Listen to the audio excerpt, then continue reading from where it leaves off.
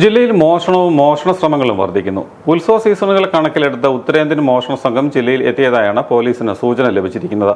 സ്വർണ്ണവില പവന് 1.25 ലക്ഷം കഴിഞ്ഞതോടെ വൻകിട മോഷണ സംഘങ്ങൾ ജില്ലയിൽ എത്തിയതായാണ് വിവരം. ജില്ലയിൽ മോഷണവും മോഷണ ശ്രമങ്ങളും വർദ്ധിക്കുന്നു.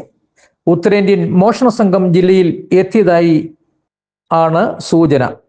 സ്വർണ്ണവില പവന് 1.25 ലക്ഷം കഴിഞ്ഞതോടെ വൻകിട മോഷണ സംഘങ്ങൾ ജില്ലയിൽ എത്തിയതായി പോലീസും സംശയിക്കുന്നു.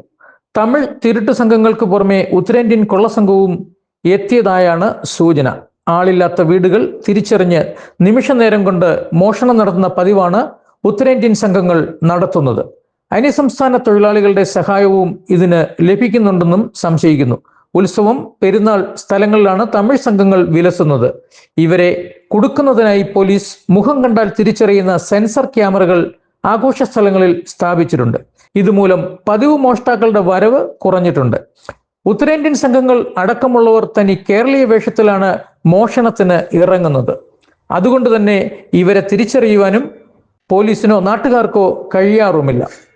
വീടുകളിൽ സ്വർണം സൂക്ഷിക്കുന്നത് ഒഴിവാക്കണമെന്നും ലോക്കറുകളിൽ സൂക്ഷിക്കണമെന്നുമാണ് പോലീസ് നിർദ്ദേശം.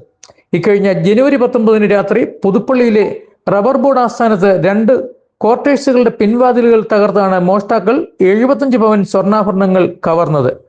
ഇവരെ പിടികൂടുവാൻ ഇനിയും പോലീസിന് കഴിഞ്ഞിട്ടില്ല. വിമാനത്തിലും ട്രെയിനിലുമായി എത്തിയാണ് കൊള്ളസംഘങ്ങൾ മോഷണം നടത്തുന്നത്. പുതുപ്പള്ളി സ്വർണ്ണ മോഷണ കേസ് അന്വേഷണത്തിന് 2 സംഘങ്ങളെയാണ് ജില്ലാ പോലീസ് മേധാവി നിയോഗിച്ചിരിക്കുന്നത്. സമീപനാളിൽ തൃശ്ശൂരിലും മാങ്ങാനത്തും നടന്ന മോഷണങ്ങളുമായി പുതുപ്പള്ളിയിലെ മോഷണത്തിന് സാമ്യമുണ്ട്. മോഷ്ടാക്കൾ സ്വർണം മാത്രമാണ് ഇവിടെ കവർച്ച ചെയ്യുന്നത്. ഇതും മോഷണ സംഘത്തെ കണ്ടെത്തുവാൻ പോലീസിന് ബുദ്ധിമുട്ട് സൃഷ്ടിക്കുന്നുണ്ട്.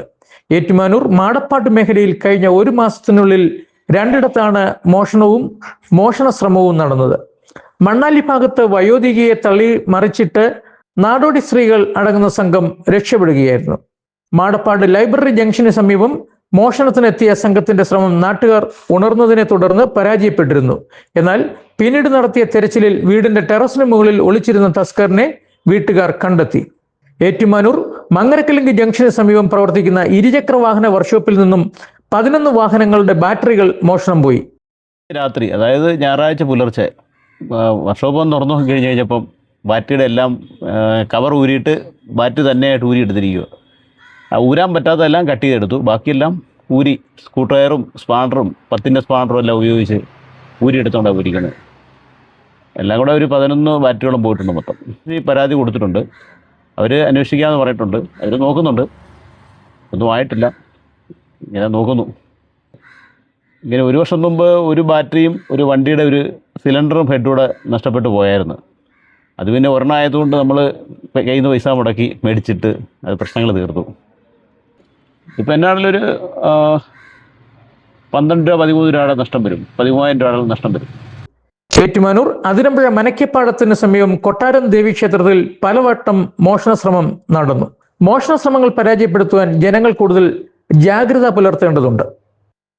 AR Raveendran, star vision news, Ettumanoor.